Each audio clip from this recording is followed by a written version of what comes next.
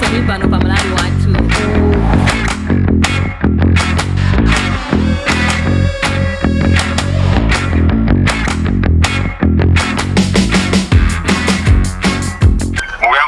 Professor Muhammad Abutrika. Chabwino ndemanga. Ileo ndikungoseka zimezuchitika kutititi. Bwandiso. Koma sindi udabwa. Ndi usogolero umene tinali nawo mpaka 6. Olepera kupereka ma solution.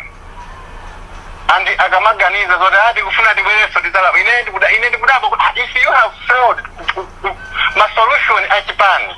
Kodi mavuto aziko mukaza kumanana chifukwa kuti mavuto onde akubwera malaiti kumani mavuto. Andi ineyo mukufuna mubwere kuzalamulira dziko limene lili mavuto kale. Ndipo kulephera kuthesa mavuto achipani anthu 100 kulephera kuthesa.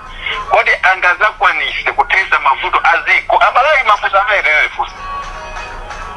Kwa ineyo akuti ndi mwayi kwa ampena mela yankulira ndikozana kuti ndi mwayi.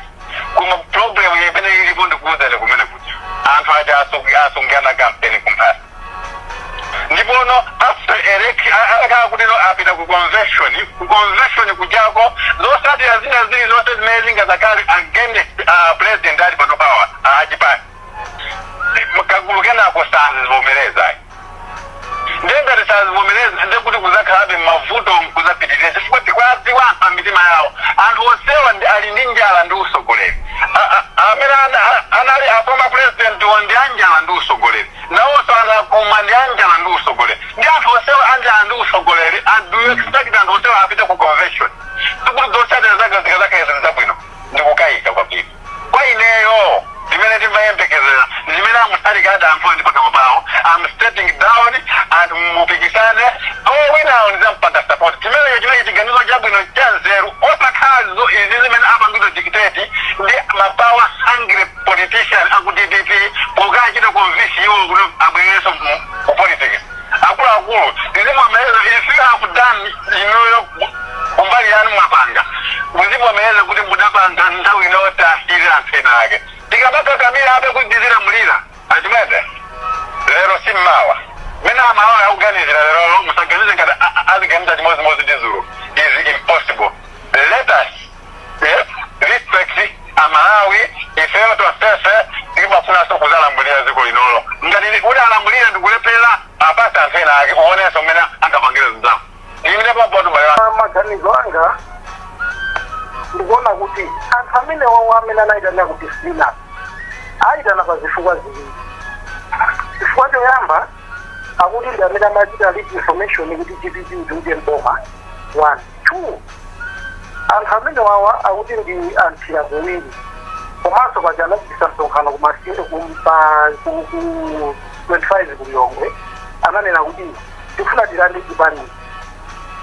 Ndeilayo maganizo anga ndikuona ngati kuti kuli bwino anthu amene wakuti sipilanepo akanangwaoza kuti ndakuchosa chifukwa machiziwikire kuti itati akawina aprofesa pa mpando umene wa president kuwiriri owakakha kuti avomerezana na alo ndikumva takhala bwino kwaitenisa anthu amene kumiti imene kuti akambirane chifukwa chokuti anthu akamangokangana pene chimene chitendera masapara imuchivira chikuti azingotizuza pakalekale. Komanso tupatitekera ndizo kwa anthu anawakisa meeting imene kwa isapyandana amene meeting imene ikunerayi kuti asapange decision yowachosa anthu amenewa kuti aita kuno sanchifani ayi komano apase mpata akambiyane bwinobwino agwirizane apange chinthu chimodzi atende alimodzi.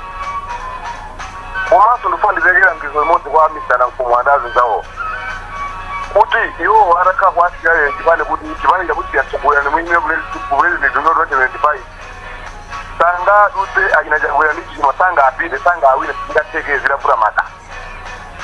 Chifukwa chokuti anthu akakhala pa msonkhano kwa msonkhano kubwera mbiri sonsewo amene akukonda kuti akukupotereni ayi iwo ajawo sanga kusandi kuwachima ndaya ndi mbiri kuchakubwera kwayosamba singatheke koma mukamukapira mthenga atampasa mpata anakumata vomeza ndi azimaya awachi kumpasa mpata ndalayo chipane chafuza kuchitenga idalai kutasiye wo kusokolo umakamina kuti aipezisiwa ndeti wani achita chakula nazo ndeti akaupitirirabe kalungu zozikabe muno silingapeza chinthu chinaliyonseya